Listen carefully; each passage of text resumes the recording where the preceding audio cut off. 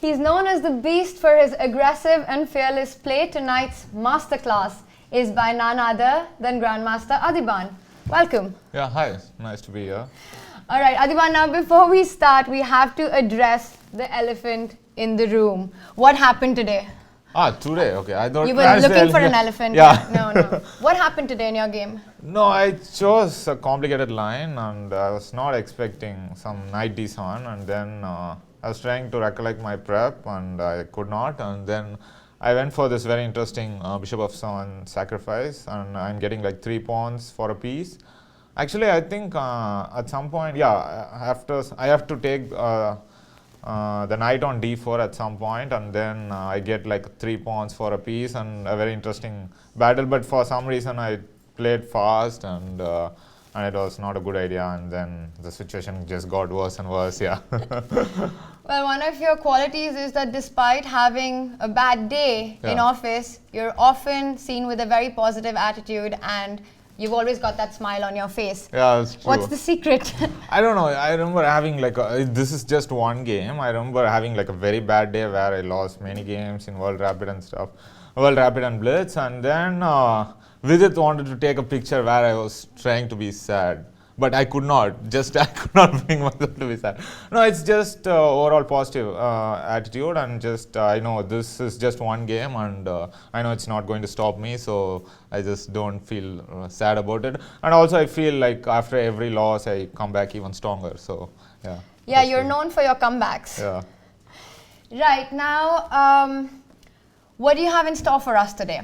Yeah, this is one of my favorite games. I played with Sergei Tivyakov. It was a long time back, and it always had a special memory because he was one of the strongest players I had bet at that time.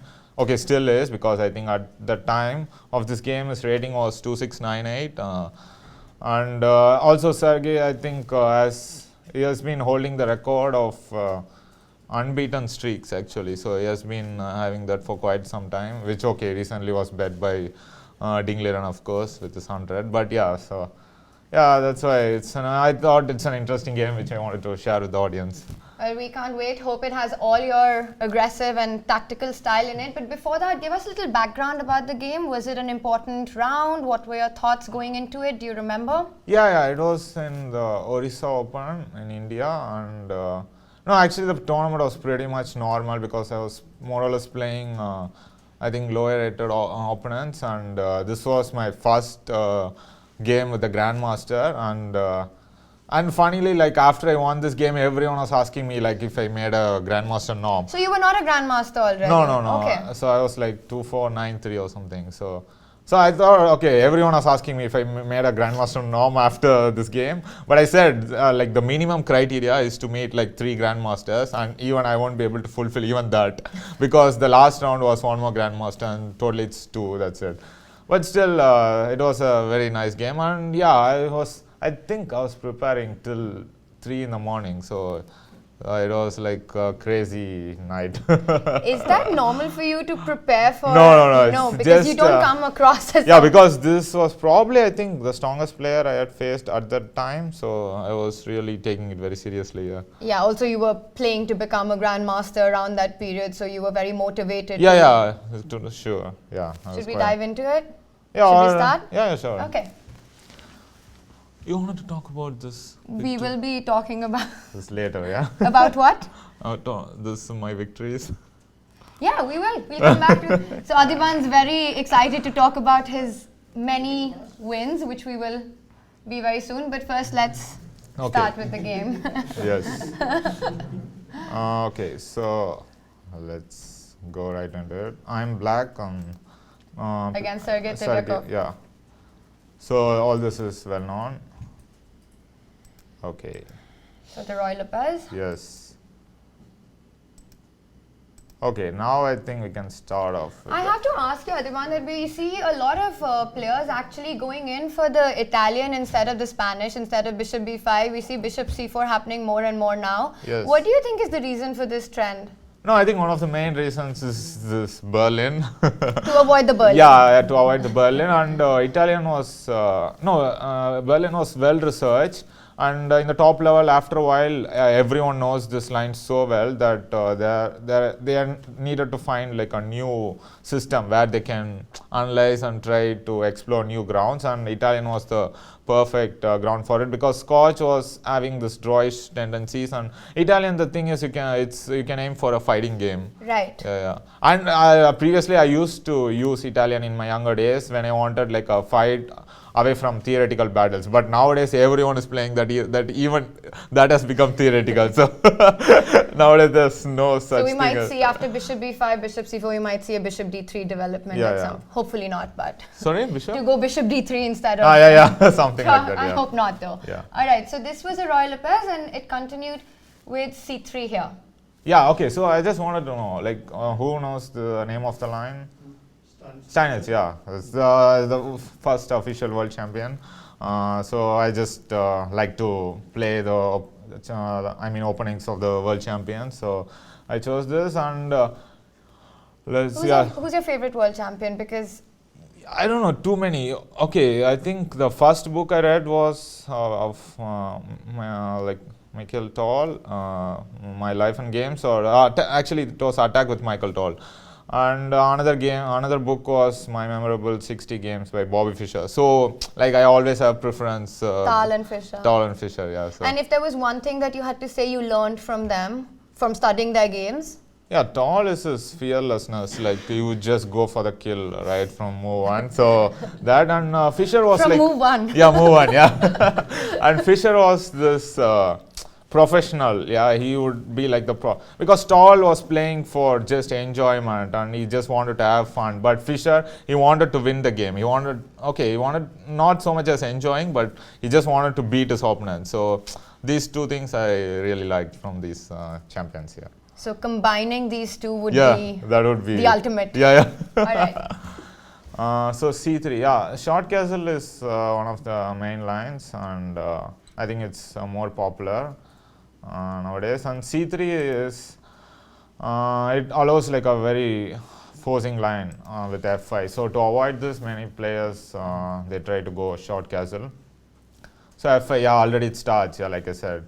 So here you have, okay, there's one line with d4, but it goes in some piece sack. So it's so e5 is more or less the main line. Anyone in the audience who plays this line? No. Probably not.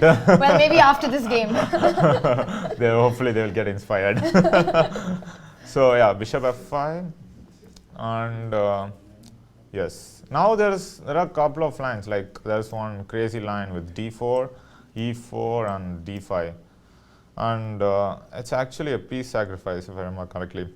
White even doesn't take on c6 and just goes for but it's like super complex, and yeah, generally white goes for like safety first, yeah.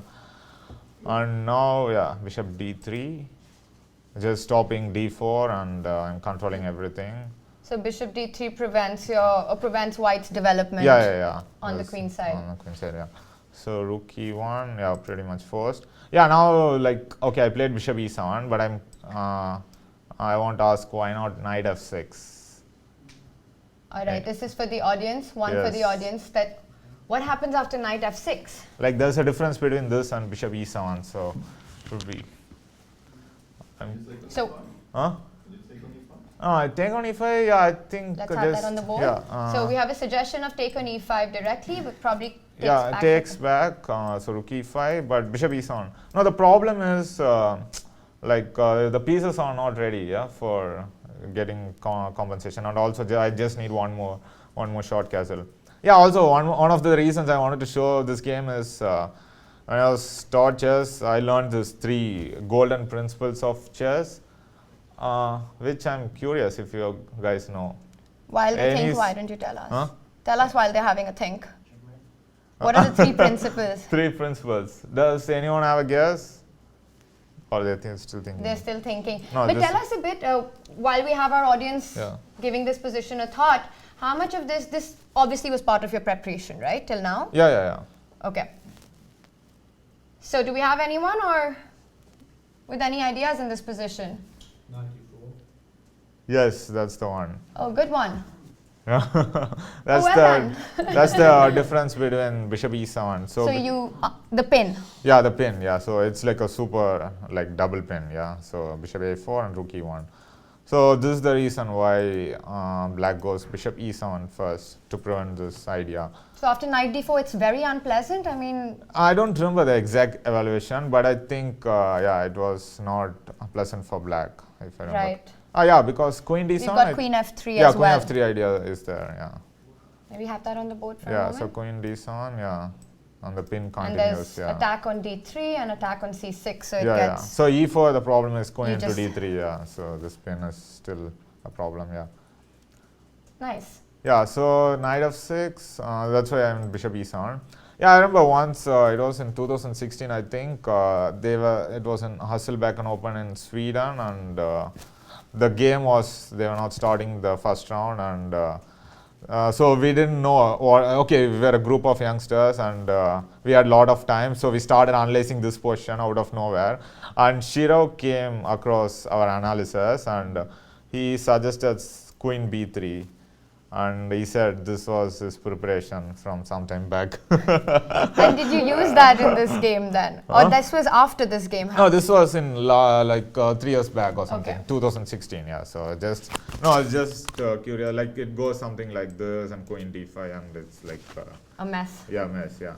No, I also This is a very typical Shirov position yeah, as yeah, well. yeah. And yeah, I played one game with Nils actually in the same system. Still playing this game, yeah. So rook e3, yeah, the point is, okay, he wants to kick the bishop and... So white basically wants to get d4 yes. as soon as he can. Yeah, and the main line is bishop c2 actually. This is the easier way, yeah. So to take, knight f6 and d4. And this is the main line, and yeah, it's probably around slightly better for white or equal, yeah. So this is what I was more or less expect. Yeah, but rook e3 actually had played some games, so I was kind of prepared for this. And did Sergey take some time for this move? No, he played quite fast. He played it fast. Yeah, okay. if I remember correctly, yeah. So and I was happy to get this e4. Yeah, so now why not knight d4? When you say you were happy to get e4, tell us a bit. No, basically like my preparation continues, yeah. So Okay, so you were still in your book. Yeah. And we've got Adhiban's trainer, Yeah, you wanted to see. Mr. Ubilava, joining us. You wanted to see. He's just making sure he's done a good job with Yeah. you. No, I thought after my game today, you will not join. You ever. You will not join this. Maybe it's just the wine. Yeah. Yeah, okay, so the principles, the 3 principles of chess which I learned was capturing the center and piece development, which is what my opponent didn't follow and I didn't follow today. So always develop your pieces. It's never a good idea not to do it. And yeah, the third one is, what was it? Castling, yeah, king safety. Okay, so knight e1. Okay, so he's still planning to get rid of this bishop at any cost. Yeah, so now any suggestions how I continue? This is a very interesting position because black is not fully developed here, but neither is white on the queen Yeah, side. but yeah, I think somewhat black is a little bit better developed, maybe, I guess, than Then white. Yeah, all this queen side pieces make a very weird impression. yeah.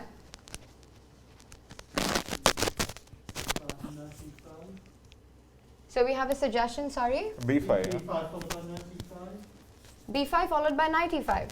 Yeah, I think that was one of the moves I was considering. But Let's have it on the board. yeah. So we have a suggestion with b5 here. Yeah, but I think probably I can play bishop b3. Knight e5 was the idea. Yeah, and I think I can go here if it works. Yeah, but okay, it's still knight c4. I'm not at all sure what is happening. Maybe I think probably to take here, but then still ed3. Yeah, it's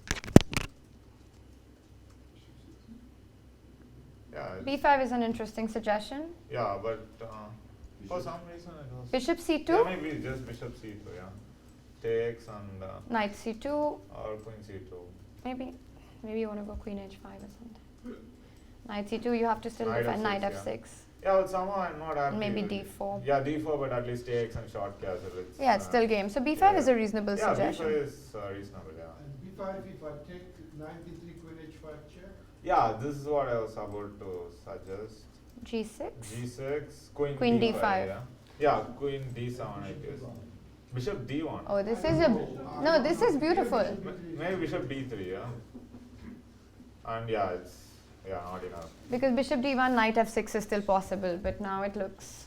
No, now it's still possible, but you can At just least take you'll the have- pawn and bishop E6 is threatened. Yeah, it's not a good position. Yeah, B5 now I think the main problem is it weakens the light squares. So Right. I was trying to find something more in the spirit of the position. To play in the spirit of the position.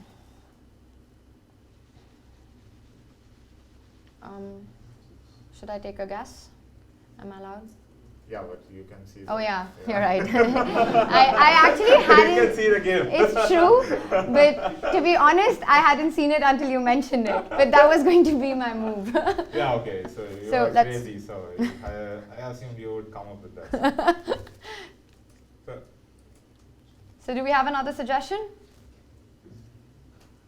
Bishop G5. Very yes, interesting. again, yes. That is correct. Yes. So that's Yeah, basically we are not going to allow them time to take this piece. Yeah.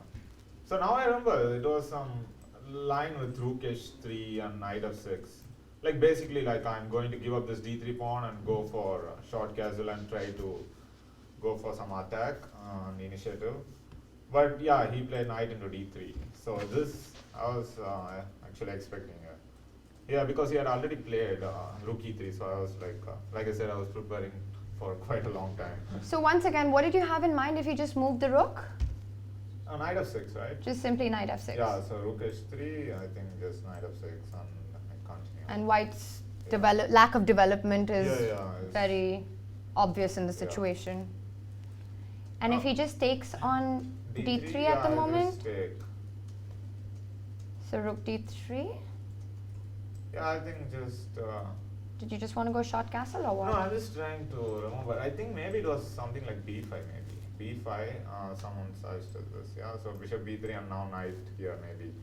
But again, it's super messy.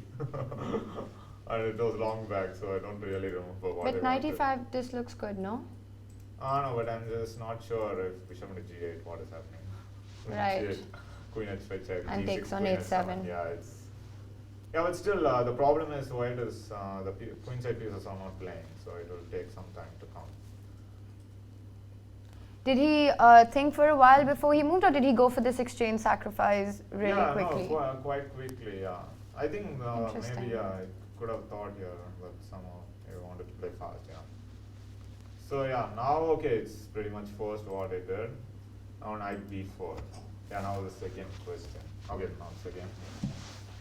So now how to continue? And remember, this is Adhiban playing with black, so that's a big hint. And the first Yes, suggestion yes. that comes is bishop Yeah. f2, Yeah, just and it's obviously the right yeah, one. yeah. Just play like me. Yes, that's the secret. Okay, basically we don't have time to go back because knight into c6 is threatened and time is of the essence. So just we go for the attack.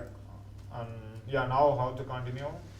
Actually, in some ways, while you have a think, I mean, let's just see this position here. Yes. You would have had to see bishop f2 before, Yeah. It was simply because it's probably the only move in the position, right? Yeah, it was- I will tell you when my preparation actually ended. So we are still in your Yeah. preparation.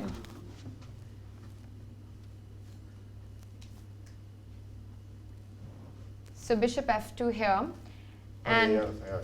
white has to take. Okay, fine.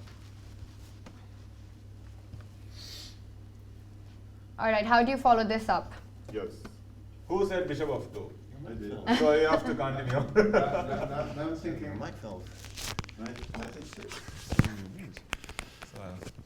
Okay. Sorry, we have a suggestion. So I was talking. Knight When did it fall? h6. Just now, right? I think then you can just probably take on c6, no? If knight h6. Also, you have to be careful about queen h5 check Yeah, because you this will not queen have H- g6 anymore. Yeah, this queen So H5 this is- can be unpleasant Yeah. because now the h6 knight hangs. Yeah, it's like more or less the same idea, but I just changed the order of the moves. So queen h4 check first. So now yeah, he has to go king g1, and yeah now yeah knight h6. This is little bit better than knight f6 for some reason. Now I'm trying to remember why. Yeah, I think just e7 is under control. Yeah, and you keep the f file open. So knight h6 is slightly better place than knight f6. So this is what I did, and yeah, he took knight c6. So So the big difference with including queen h4 check is that the h5 yeah, square queen is under h5 is control. under So your control. idea was correct. Yes, as always. Yes, Ooh. exactly. Yeah. Nice. So now they are thinking like me, so it's easy. So the audience just suggested castle. I have to ask where is that coming from? Just to get the rook into the game. Also because it feels like the only move. Yeah. Actually, we didn't really have an option. Yeah. Because you can't really take on c6 because white after taking is Yeah, just yeah, completely yeah, winning in yeah. this position, right?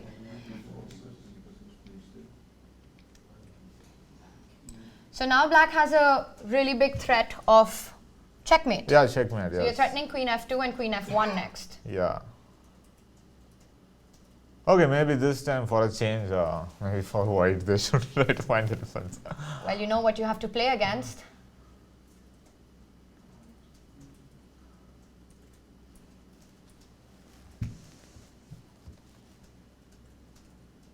And you were still in your prep. Yes. How do you feel now? You know, there's been a lot of talk and controversy around opening preparation. The fans, at least, don't like it a lot because they feel that chess has become a lot about openings. As a strong grandmaster, it's not you can't really avoid opening preparation. How do you think it's healthy for chess? Yeah, okay, because now, for example, today I think I lost mainly because of opening. So it has now become a major part of our a career, and so we need to be always ready. And yeah, I think the main problem with why fans don't like it is the increase in draws. Like, so there are just so many draws, because if you play correctly, it's always ending in a draw. So, and the computers are not at all helping for this, because always if you switch on the evaluation, it's always like 0.00. So that's why people are calling like classical chess is dying. So that's why we should maybe focus more on rapid and blitz.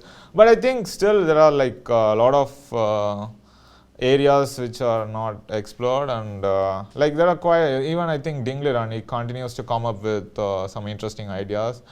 Yeah, so I think it's just you have to strike a balance, because it's part of opening is always going to be a major part of the game, so we can't really avoid it. And how do you feel about this whole argument around classical chess becoming more and more difficult because of this results that we often get, especially in the top elite events? I mean, the World Championship got decided in the tie breaks. Yeah. We had no result in the classical format. Hikaru won the entire Grand Chess Tour without winning a single game in any of the classical events. Do you see that? Do you think rapid and blitz is the future of chess? No, okay. In a way, it feels it's a little bit sad that the World Championship is decided by rapid because we have a separate World Rapid Championship. So if you win that, you are the Rapid World Champion. So, but not when you go through the classical cycle. But yeah, just people are not ready to take so much risks in a game because of they just want to be safe, and I think that is the main reason. I still like classical chess more, but at the same time, I'm also for me always rapid and blitz was for fun. But nowadays I see that the World Cup and a lot of even the World Championship is decided by rapid, so it's becoming more and more important. So I think it's instead of I think you should be ready in all formats. Yeah, that's I think the key. Yeah. Yeah, in fact, we had an interview with Hikaru recently where he said that a world champion should be strong in all formats, in all three formats, which is why he thought that Magnus would be the favorite to win, because it's very important to have a world champion who's good at blitz, rapid, and Yeah, cross but okay, court. no, this was a little bit silly in my opinion, because he went through all the difficulties of candidates and stuff. So okay, if Caruana won the match, I think he fully deserved to be the world champion. But even he could not. I think he himself did not play up to his usual self. Like he was playing more defensive. Like I think he was happy to go to the tie break, but where he actually did not have so much of a chance. So he should have actually. Like someone was telling me that you should have started the match as -1, then maybe you would have taken it more seriously, because like going to rapid was a big handicap for him, because Carlsen was clearly superior to him. So yeah, I think it doesn't matter that the current world champion has to be the best, but there have been instances in the past where like I think Fischer was world champion in blitz, and also Michael Toll was he was also very good in blitz. So In fast formats. yeah. So I think all these world champions. So I think in a way it makes sense, but still you cannot discount Fabi for just because he's not good in rapid. Yeah, that's all. Right, but talking about draws with your style of play, that's obviously not a problem for you, because we often see... yeah, I always find a way to make it interesting. That's true. Okay, so coming back to these positions, any suggestions? You had quite a lot of time to think. Let's go for the obvious Queen E2. Yes, Queen E2. Interesting. Yeah, I think I wanted to just continue with Knight Threatening G4. checkmate. But okay, maybe H3 is... H3? yeah. So, yeah, I think it was something like this, if I remember. And the idea is to play Queen G3 or to take on H3.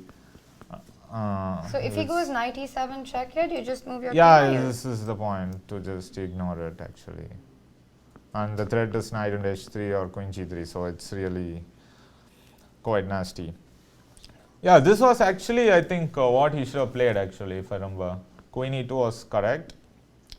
But I think what he did was wrong actually. He played H3, he also prevented the back rank with a different move.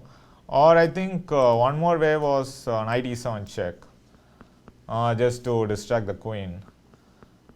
Actually, during the game, I think I would have taken it. But later on, I found that King H8 was actually even stronger. The same idea, like just ignoring and going for the attack. Yeah, basically, I think, no, the line is like, in old, I can now tell you, in old annotations, it shows as clearly winning for black. But okay, the computer doesn't exactly agree. But probably the computer at that time was only claiming it as slightly better for black. So that is the assessment of the position. So event H3. Yeah, so now I think it's interesting for black how I continued. So another question for our audience, how to continue the momentum of the attack? I mean, if you actually take stock of situation, he's got 3 pieces for a rook at the moment. Yeah, 3 pieces, yeah.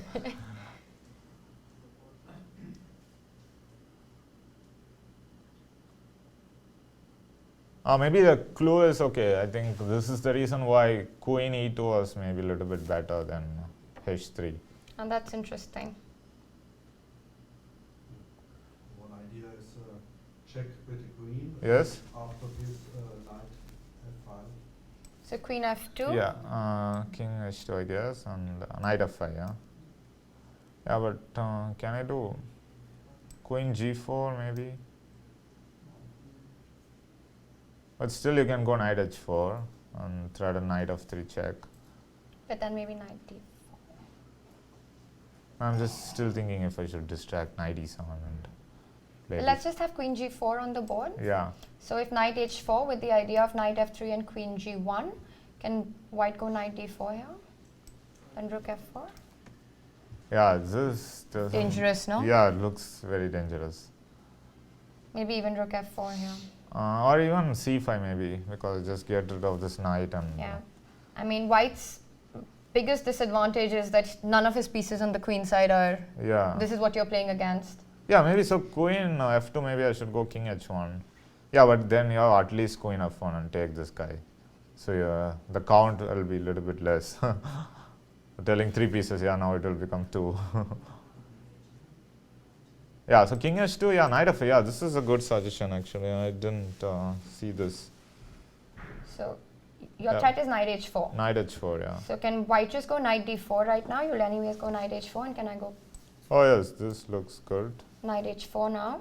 And then queen e2 perhaps? No, queen e2, knight f3. Knight f3, so yeah, you have to go queen. Let's yeah, just have that on the board. Let's just show our audience Oh, why yeah. queen e2 doesn't work. Knight f3, this is nice. So if you take knight f3, your queen hangs, otherwise it's queen g1 mate. Yes. So instead, can white defend with queen g1? Queen g1. Then queen f4, right? Yeah, but this is probably the way, yeah. Queen f4, king G3. h, or king h1, yeah. Or G3, maybe yeah, G3. G3, yeah, G3, yeah. Ah, so you are on fire, yes, queen g1. Nice defense. Yeah, so this is maybe c5. Yeah, I think, okay, probably it should not work, but I was thinking something Oh, like this that. is nice. To run the king. I mean, white does have a lot of pieces. Yeah, but I'm worried that it will be checkmate.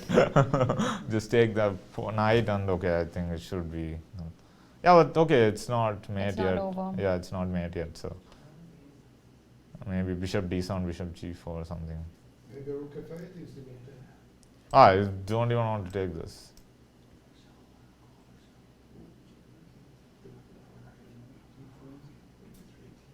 Yeah, okay, so I have to give everything. No, why I think. can't you go knight e6 here? Yeah, I think he wanted rook f6. Then d4? Okay, you want to do this. I Okay. wanted to go. Rook f5, yeah, and g6. Yeah, but I think same d4. So, yeah, bishop g5. No, okay, I just want to give as much pieces possible and Just stop the checkmate. Yeah.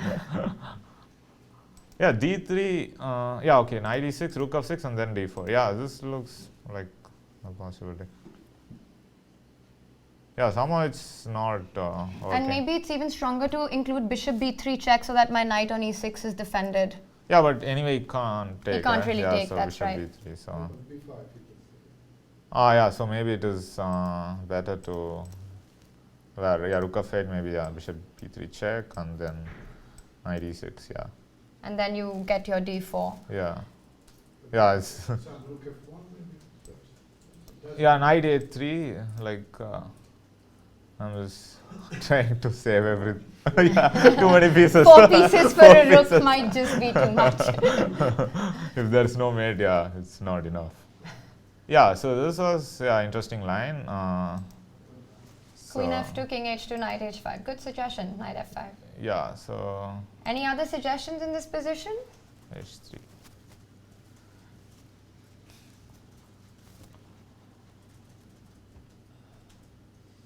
Queen f2 and then rook f3. All right, let's try that. So we have queen f2, king h2, and rook f3. Yeah, what is the idea exactly? Because you're not really threatening rook h3, right? Knight d4, let's say, come back.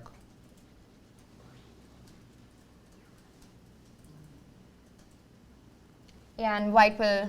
Yeah, I think somehow save we're just everything. defending badly. I think black has got a massive material problem going on. So No, he okay, has but he has no risk, I think. He can always make a draw with Perpetual, knight yes. g4, like takes and queen check, and he can repeat. repeat anytime he wants. So he's now having any problem. Yeah, so queen f2, yeah, is good suggestion, but I'm looking for something more forcing and more awesome. More awesome. No pressure. Just more awesome. Rook f2. Yes, yes. Oh, nice one, Ashley. So the clue was good, yeah. So yeah, just as they say, bring all your pieces to the attack. So, and yeah, I'm stopping all this queen e2 and all this stuff, and I'm threatening queen g3. So your immediate threat is queen g3. Yeah, queen g3. And there's no way to defend the mate. Yeah, he actually found Interesting. a very interesting way to defend against it. No, I mean in this position, Yeah, if yeah, queen yeah, g3 yeah. is on the board, Yeah, it's yeah, over. It's over, yeah. All right, let's try and come up with a defense.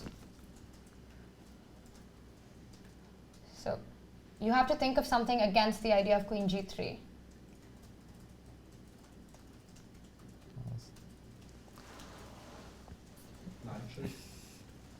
King h8. That's Knight e7. So let's have that on Yeah. the board. So we have a suggestion of So, knight e7. Yeah, knight is king h8 and no weapons. Okay. Let's anyway have it on the board. Yeah, but it's the Yeah, yeah, okay, anyway, this is what happened in the This game. is correct. Yes, this is good. So But the big question is now what? it's the theme of overloading the queen, yeah. So knight e7 I can't take, so king h8, yeah. So now Just have that on the board. You have to Huh? just have that on the board. It's So there, yeah. knight e7 is important because queen e7, your yeah. rook is Yeah, you cannot take, yeah. rook so. is attacked. Yeah, but anyway, I was in this game. I don't think I was ever planning to take back. So You really didn't care about Yeah. the pieces in this game. I was just going for the majesty, king. So still a very big threat of queen g3 on the board. Yeah, again, I have to emphasize, his main problem is all the pieces are sleeping, so they're not really playing. Yeah, I think that's the main reason why the attack is quite strong. Queen e1 and queen e3. Queen e1. Yes, so you yourself have to find the refutation for queen e1. Queen e1 with h6. Yeah. Nice one. So queen e1, let's have that on the board. Yeah, Queen so e1 my- unfortunately doesn't work. Yeah, this was my point actually. So yeah, play so till the king end. g2 and.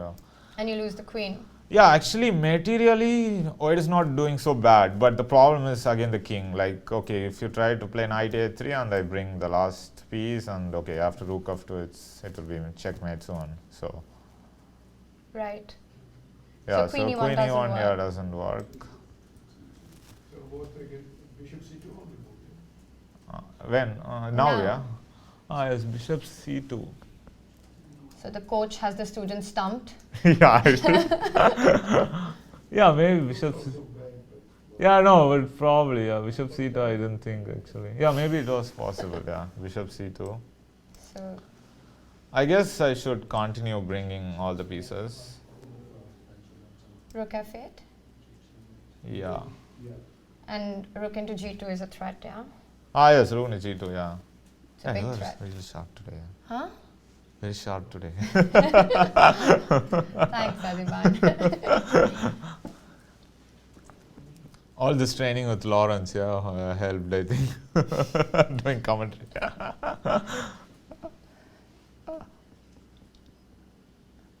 Yeah, it looks really bad, huh? Yeah, so it's just there's no difference, I think, for rook g2. All right, so any other... Knight f5 played over. Rook takes g5 directly. Knight Now- f5? Knight f5? Queen g4. Uh-huh. That's an interesting idea. Yes, this is once again stunned. Yeah, but I think I'll play rook f5. Anyway, Yeah. And okay, guys, what is the threat? king is in h8. The So threat, you're asking if it's black to play here, yeah, what are you what I threatening? would do. Alright, so imagine actually- black to play. Yeah, I just it's yeah, I think it's quite interesting. Yeah. But I'm not sure if it works. I think it's all yeah, it's good. Completely confused. No, I was hoping it would end in main, but it's not because King H is there. So I mean, you're whispering, but you do realize the online audience can hear you.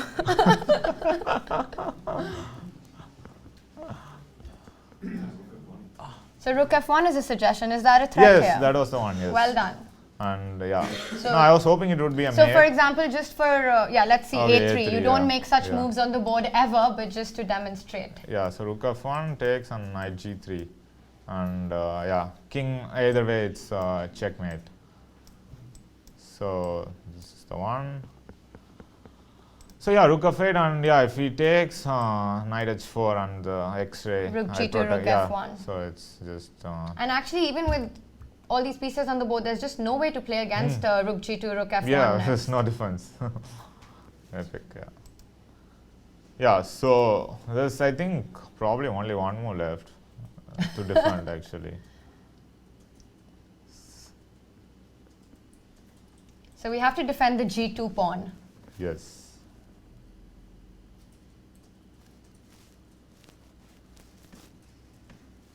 Okay, maybe I can show. Yeah, it's. All right. So tell us what you did, what your Sergey did here. Yeah, so it was knight d5, and so he's just ready to play knight e3. So yeah, with the queen g3 or rook f8, both he can just go knight e3. And I think the e3 square is very important because it defends f1 as well as g2. Yeah, sure. I think it's so I just continued. Rook f5. So he just continued being a million pieces down. Yeah. Yeah, so it's pretty much forced to do this. Okay, now I think, okay, the main reason why I wanted to show this game was this moment, yeah, which I found very interesting. And this moment, were you at least out of your book now? Yeah, sure. Okay. No, I think when he played h3, yeah, it was Alright. not in my preparation. So all this rook f2 I had to find over the board, yeah. So it's 3 pieces for the rook currently. Yeah. But this is a very interesting motif that we often see, which is to sacrifice material when all your opponent's pieces are on one side and then go for the kill on the other side. Over here, you're just attacking White's king. Even though you're materially down, it doesn't matter because all his pieces are on the other side of the board. Yeah. There was one of my trainers. Yeah, he told me to split the board, and then I can count how many pieces I have for attack. And okay, so like you can just see that there's like I have queen, 2 rooks, and knight, and there's basically knight and king and queen. Yeah, so it's heavily underpowered. Yeah. That's an interesting thought process. So you split the board into 2, let's say along the e file. Yeah. And even though on the queen side you've got nothing, it really doesn't matter. Because the game will end in the king side, hopefully. Hopefully. Any suggestions? Rook g2. Again stunned. Knight g2, what is happening? King, okay, rook g2 and king h2, rook f3, yeah, you wanted. No, but I think I have queen e1. Somehow I'm escaping. So can we just have that on the board? Yes, rook f3. So rook f3 and queen e1 defense. Yeah, actually the problem is even after rook f3, I don't think it's like a big threat, so I just stop it. Right. Yeah, it's not working now. Okay, let's go back to that Yes, position. knight e3. Rook f3. Oh yes, that's the one, yes. So yeah, it's like Well done. removing the main defender, so like once this knight e3 goes, okay, queen g3 will be very strong. And actually I have like another thread actually. Okay, so he can't take on f3 with the pawn because, can we just have that on the board? Yeah, Adhiban? so I just... So you can't take because it's mate, king Yes, h1, yeah. and you can decide rook h2 yeah. or queen h2. Okay, yeah, both are mate. And let's go back to rook f3. Yeah. And now, yeah, the point is with the same idea, I'm threading rook h3. So he cannot, nice. yeah, he cannot take because of the same queen g3 and queen h2. And again, just to demonstrate, a move like a3, rook h3, and rook h1 is unstoppable. Otherwise, you run into queen g3 mate if you take on h3. So now white has to find a way against the idea of rook h3. Rook h3, yeah. Oh. Bishop d7. Yes. Bishop d7. So finally, one of the pieces is coming to play from the queen side. This is a very interesting geometry of defense, that this piece on the absolute other flank comes to defend h3. Yeah, so now I see that, okay, the idea of rook h3 is gone forever. So I need to... Just to draw some arrows. No, but you missed a square. But Yes. So what were you saying, Adhiban? You missed bishop d7 during the game? No. I don't remember. Okay, I was just going with the flow, so I don't know what I saw and what I missed. I was just so happy with my position, so I was just... You were so happy with your position because you were really enjoying playing. Yeah. And okay, I was like attacking against such a great player, so I was very happy. So if rook e3, you defend with queen f1 at the end? Sorry? Rook e3, you defend with queen f1 at the end? That's a good yeah, question. exactly, yeah. So That's if actually I, a very good Yeah, question. exactly, yeah. This is the thing. So Because- queen g3. Yeah, there's no other defense. Yeah, so this is the and now finally, having all the stupid pieces will actually make sense. So materially, like now, it's not so bad. Right. Maybe black is still probably okay, but it's not what he wants. It's a good spot with Yeah, queen f1. well yeah, spotted with yeah, queen yeah. f1. Yeah, it was the only way actually to defend this. So rook e3 doesn't work. Yeah, then. rook e3 doesn't work. So basically, like I have to continue the same plan, but just not giving any more pieces. Yes, Ashley. Knight g4? Knight g4. Interesting. A lot of pieces can capture it. Bishop g4, what you wanted? Oh,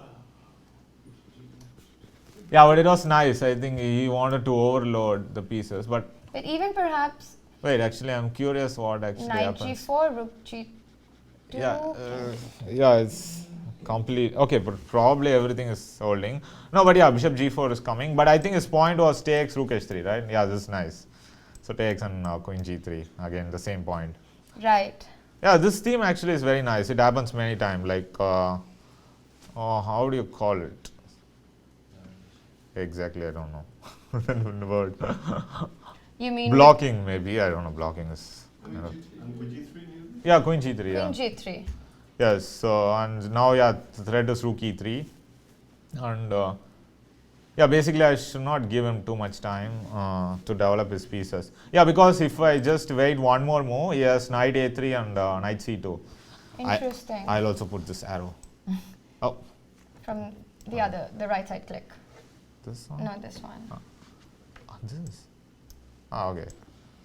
Great. So if you wait one more move, he goes knight a3 Yeah, and, knight c2, and yeah. then the e3 knight is protected, Yeah. so then it becomes very difficult to continue Yeah. the attack. I'm not at all sure if it's but still probably have some chances, but it's not clear. So yeah, queen g3, and now yeah, I'm going to take on e3, and it looks almost hopeless, but he managed to still find a defense. Actually, in such positions, tempos and every move really Yeah, does counts, count. yeah. You have to keep the momentum Them of going, the yeah, attack yeah. going. Yeah, there is. I mean, giving up all the pieces will be for a waste. Yeah. So any defense? What's your defense with white? Queen f1? Queen f1. Yeah, But but then you lose a lot of material after rook f1, knight f1, queen f2 perhaps. Or rook actually, queen let's see. f1. Yeah, it's enough, I think, because this f pawn will. You No, can actually, also it's take nice. on You know, first give a check Yeah. so that he cannot run with the You king, take everything with check. and then no, just take. Oh, you'll just checkmate. Yeah, checkmate. Yeah. So no. You're not that cruel. Right. So queen f1 unfortunately does Yeah. not work. What else? Yeah, it's almost very similar to what he played queen f1, but yeah. So rook e3 is the big threat. So how would you defend it?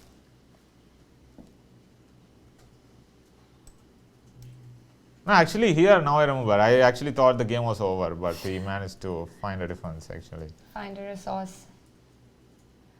Queen e1? Oh yes, Peter. And the producer of, Yeah. Yes, of the show, Peter. queen e1. Well done, Peter. The only move to defend. Huh? Yeah, rook e3 and queen f2. Queen f2, rook e1. Yes, this is what, and I thought it was over, but Queen f1. yeah, queen f1 Oh, exactly. this Yeah. is beautiful. Yeah, so this is what I missed. I thought rook e1, he has to take, and okay, I thought I'm just. And you win the yeah, c1 bishop. Yeah, but unfortunately, yes, Queen F1. So And the difference is that after you're not able to win another piece. yeah. It's like I can go Queen D3 check and Queen C2, but Knight A3 and is just in time. Yeah. So Queen D3, King F1. And Knight A3 Knight just A3 in time. just in time. Yeah. So protecting everything. Very interesting. Yeah, this also looks quite nasty, but somehow there's no clear way to proceed. And And once- okay, all the pieces are gone, so I just have like a knight left. So Which will take another move to come into the game as yeah. well. All right, so let's go back. So Queen E1. Queen E1 was correct, but Rook E3 doesn't work. Yeah. So now, okay, I'll give a clue. So okay, I think all my pieces are playing quite well except one piece. So it I was- hope you don't mean the king. it's too early for that.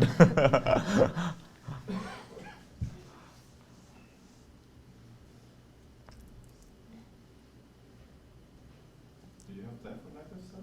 Yeah, this is what I did actually, because the problem is he's kind of stuck, yeah, on the king I side. have to say, we've got some very impressive players in the audience. Well done, guys. Yeah, knight f7 was really cool actually. So the point is, the threat is knight e5, and then yeah, you can probably take.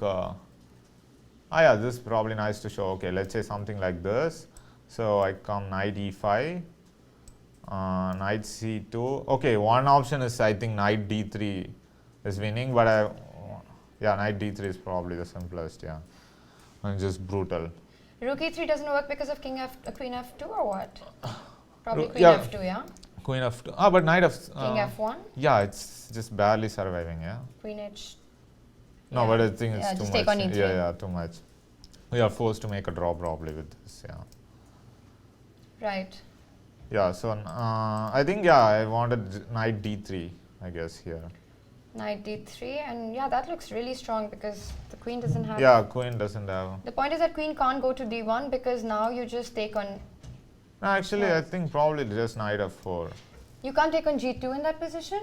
I think I can, but Knight G2, Queen F2, King H2, Knight F4. But Rook H, Queen G1 or Knight E3 maybe. Yeah. queen g1. Yeah. Knight. No, yeah, because this- bishop on this- D7 yeah, this bishop is on very D7, annoying. yeah, very It's annoying. defending the H3 pawn. That's no, but queen d1. I'm pretty sure you can find a nice mate, or maybe not. What about Rook F1 here? Knight f1. Oh, sorry. Yeah. No, that's.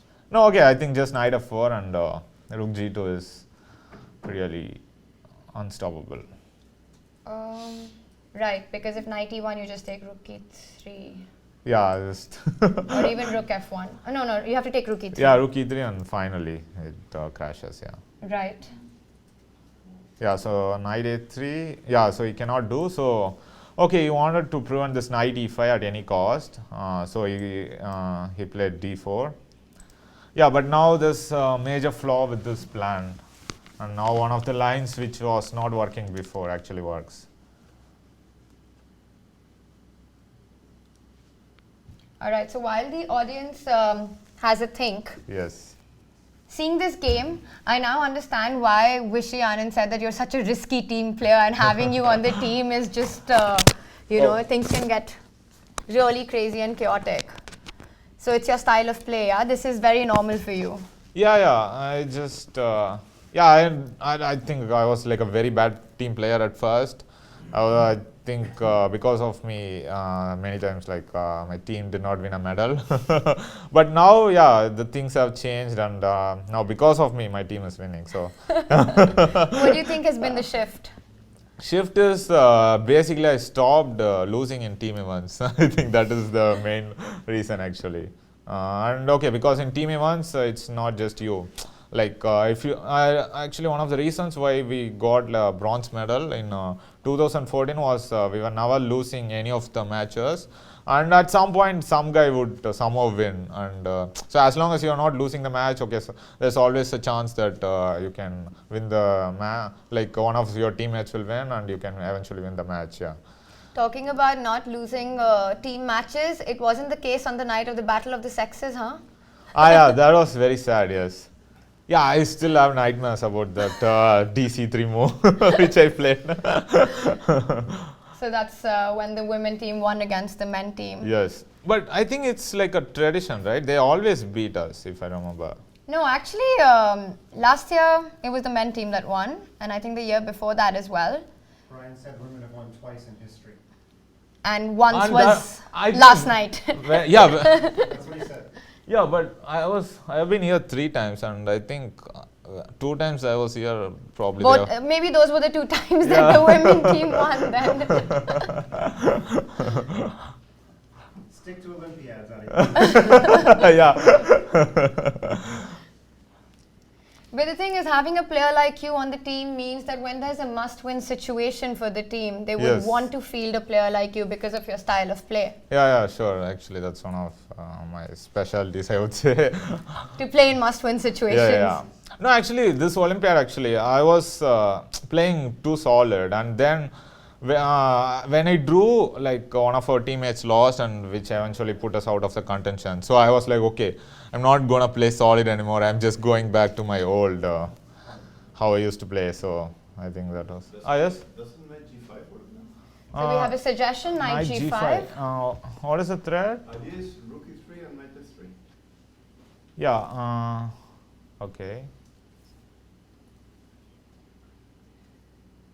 Yeah, I guess.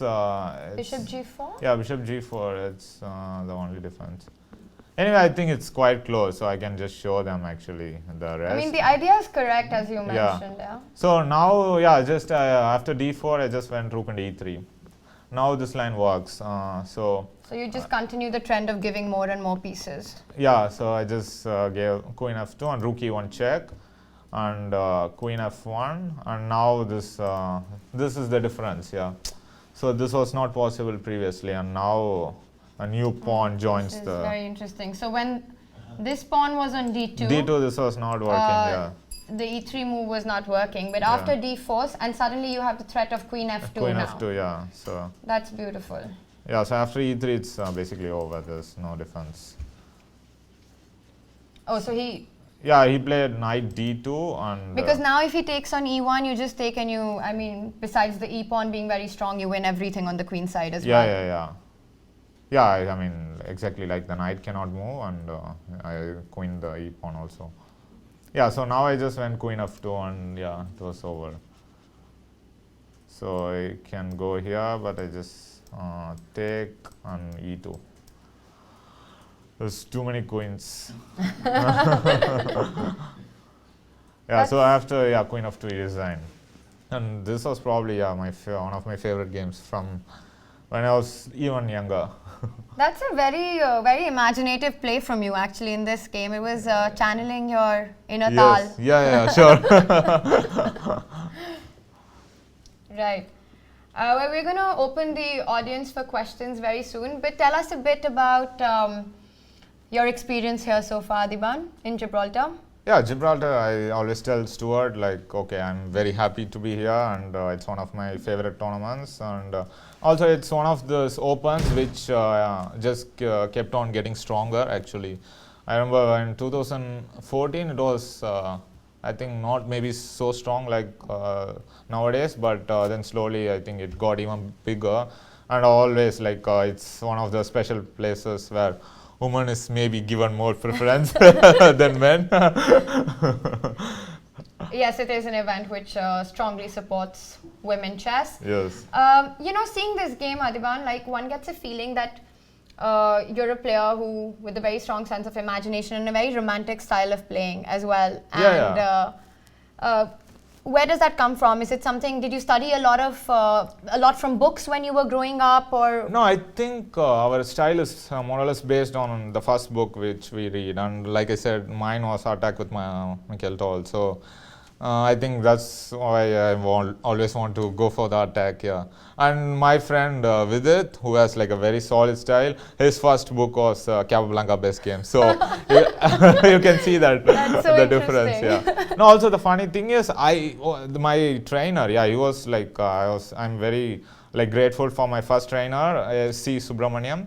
He made sure that I would study all the classics, and so he actually presented me with the same book, but I just could not go through it. It was so boring, yeah. And only after I became a grandmaster, I'm like, okay, you have to master this also, so you have to study. And then I realized he was really a great world champion. Yeah, might be one of the strongest actually, because he never used to make much mistakes actually on Capablanca. Yeah, he was one of the.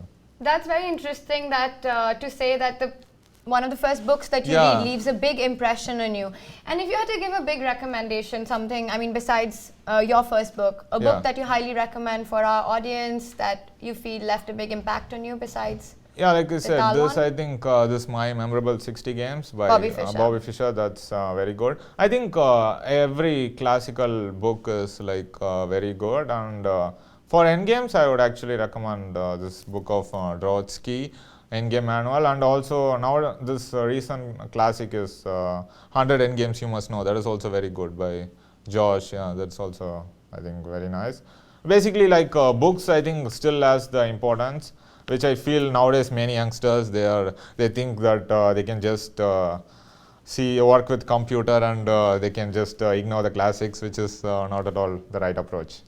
Right, well, we're going to open the floor to the audience. Any questions from you guys or our online audience?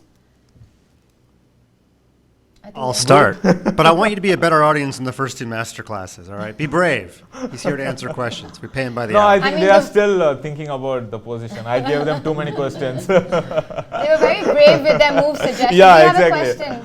Yeah, too many questions. Yeah, so I'll go first and I'll get a question. Yeah. So Adhiban, this guy named Vishy Anand, he's pretty good at chess. But tell us something you can absolutely crush Vishy at. Any sport, game, or activity. What's something that he has no chance against you at? No, I think any sport other than chess.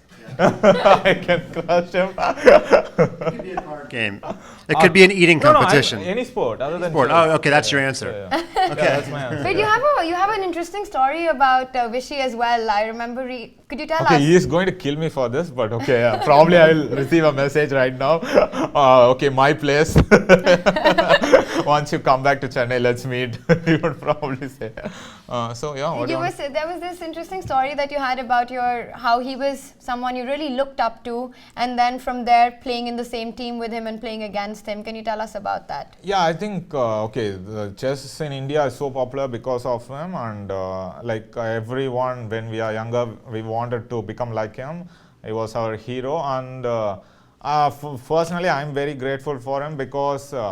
In spite of winning all this world championship, he used to take the time to actually interact with us, and when I used to win a national title, my first open national title, he would send me a message, and when I became an international master, he invited me for a dinner, and so I remember my first time I was just sitting next to him, I just could not speak for the first 10 minutes. I was just so stunned. Okay, I'm usually very talkative, and no, you don't say.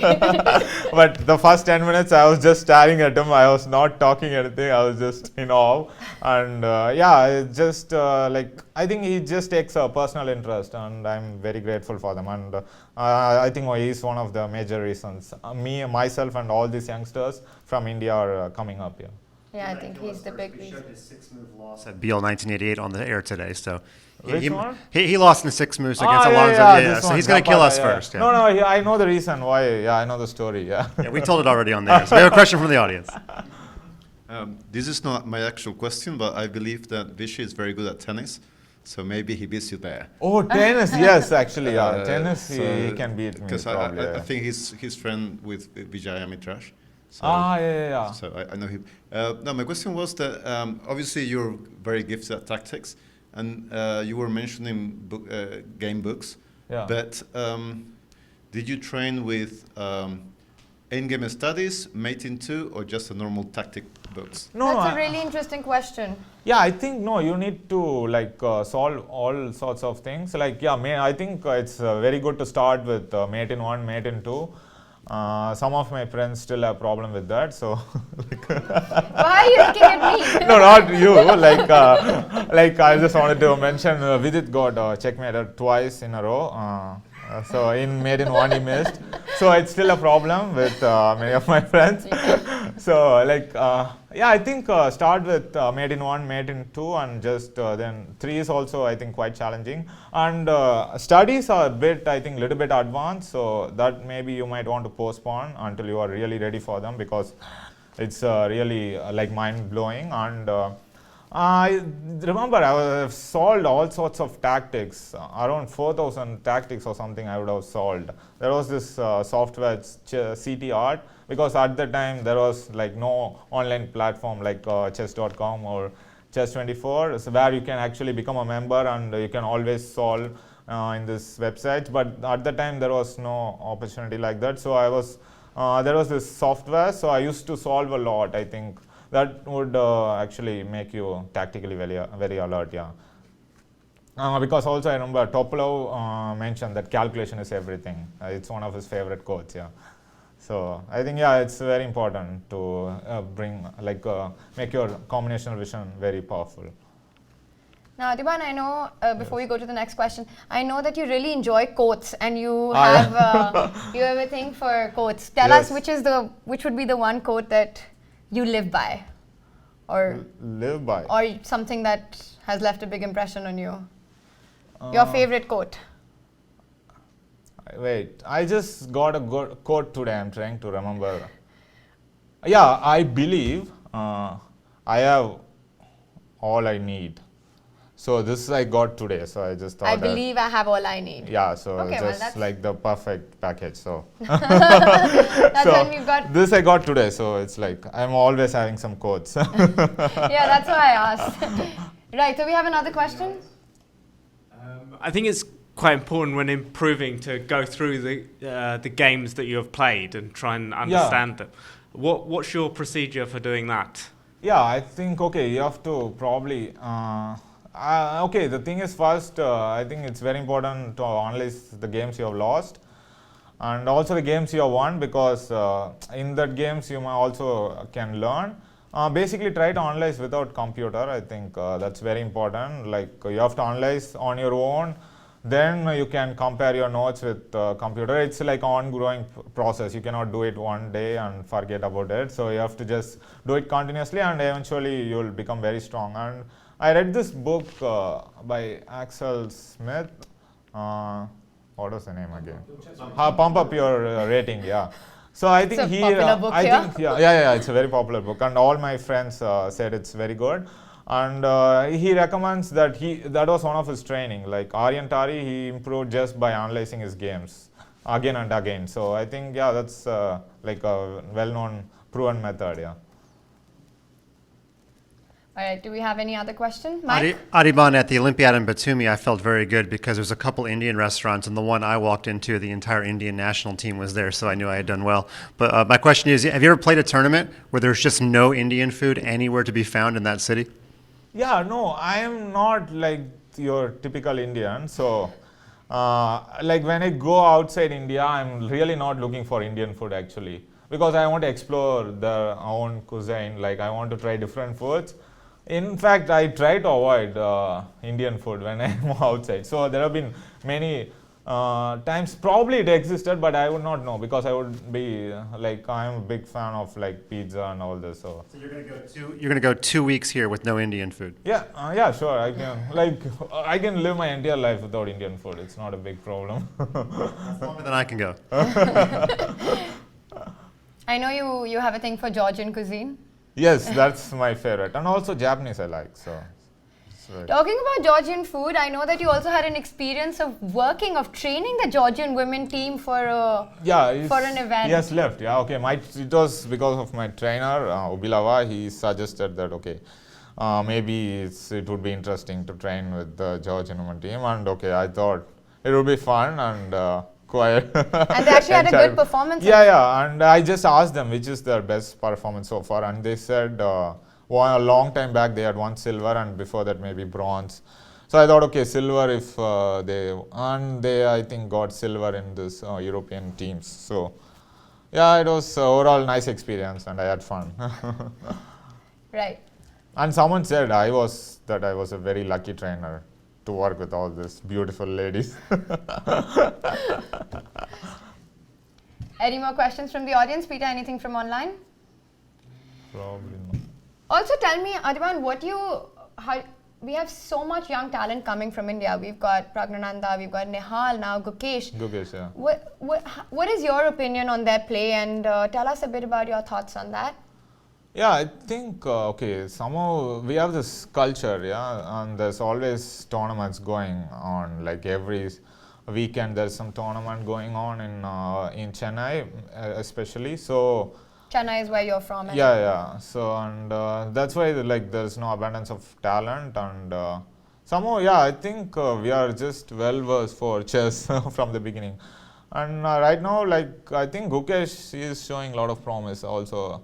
I don't know, if I have to pick, I don't know, it's kind of hard, but I think all these youngsters really have a huge promise, but it's very important that the next phase is going to be very difficult for them, and they need to prove themselves, and I'm in a way, if I can help somehow, it would be nice. Yeah. Vishy was helping me. Right. No, they're extremely talented, but I also feel that, talent is not rare, but I think they also have this ability to work really hard and this passion for chess, because I always see them, they're playing a lot. And yeah, Nihal, for instance, after finishing a tiring tournament like the Isle of Man, he was playing online till 5 o'clock in the morning, some blitz. So yeah, these kids, I think they are they are fully into chess, and even their hobby consists of chess. So I think, it's all basically they are very hard workers, I think, at such a young age, and I think they have a good support system, and it's very important that your family is supporting you. And when I was growing up, there was literally no pressure from my parents, and which is very important, because nowadays many kids never reach their potential because they have too much pressure from their parents. And if you are afraid when you are young, then then I don't think there's much hope for you. Yeah. When you get older, all those things become even worse. So yes, when you are young, you have to be ferocious, and you have to go for the kill always. And all these kids are just like that. So yeah, they don't fear anyone over the board, no matter who they're playing yeah, I against. remember in Reykjavik when I was playing, everyone's concern was not to play against Nihal and Prag. They were happy to play with me or Rapport, or they were not scared of us, but they didn't want to play with those kids. This is the year that you won Reykjavik. Yeah, this is the year. Yeah, and I have to thank you, of course, for I was just waiting for bullying that. me to going there, because I did not know what tournament to play, and it actually marked my year very well, actually. So You're welcome. yeah, thanks. Okay, I have to ask you, because this is something that I also as a player struggle with, and I'm sure it probably resonates with a lot of us here. When we've had a bad day or a bad game or a bad tournament, Yes. it's really difficult to sort of get ourselves back up there the next time or the next tournament. What would be your practical advice? It's easy to say to keep a positive attitude and to keep smiling, but what would you advise us to do to be able to give our best for the remaining rounds of the next tournament? No, okay, personally for me, I have this one question I ask myself after I lose, or when the things are not going so well. I ask myself, is this going to stop me? And the answer is always no. So okay, if this is not going to stop you, then there's no reason that you should be affected by it. And I like that. yeah, so and the main thing is, okay, just you have to just keep removing everything. For example, okay, how would the people think? A prestige, okay, you lost the game, okay, it's how the outside world thinks of you. This is what people find it more difficult to cope with. They're oh, everyone is thinking that I have lost, they think I'm a bad player, all this. You don't need such things, you just have to play for yourself. I think that's very important. And yeah, I think I also had this phase where after a loss I would also lose the next game, so it became 2 in a row, which is not 1. But yeah, slowly I think the major thing, I just stopped caring about how the outside world would think, and I stopped caring about the rating, and yeah, just remove all these unnecessary elements, and then I think you'll be fine. Yeah, just just to have hope for the future. Yeah. That's very interesting because I think Magnus Carlsen also said something similar to that, where he said that he doesn't really care about what people think about him or what their opinion is, and it's not important. Yeah. Okay, but he maybe takes it a little bit extreme, but he says that, okay, I will never listen to anyone. Okay, so that's maybe a little bit extreme, but yeah, the concept is kind of similar, yes. That's interesting. All right. Anybody else with anything? Okay. Well, thank you so much for your time, Adhiban. That was a very, very entertaining game and a great conversation. Yeah, learned a lot. Yeah. And wish you all the best for the remaining games. Yeah, thank you. Thank you. Yeah, thanks. Thank you for joining us.